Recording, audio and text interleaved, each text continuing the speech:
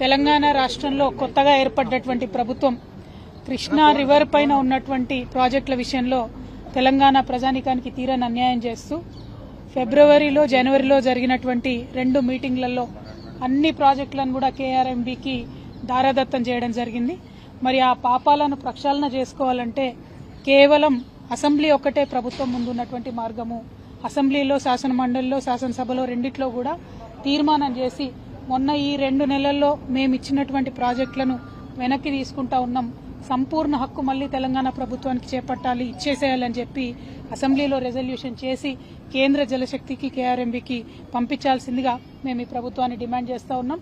మీరు తీర్మానం తీసుకొని రండి. బీఆర్ఎస్ పార్టీ బయట ఆందోళన చేస్తూ ఉంది, లోపల అసెంబ్లీలో, హౌస్లో కూడా మీరు తెలంగాణ ప్రజల పక్షాన చేసేటటువంటి తీర్మానానికి మద్దతు ఇస్తాం. కేంద్ర ప్రభుత్వానికి తెలంగాణ ప్రభుత్వం నుంచి తక్షణమే ఈ తీర్మానం పంపవలసిందిగా కూడా ప్రభుత్వాన్ని మేము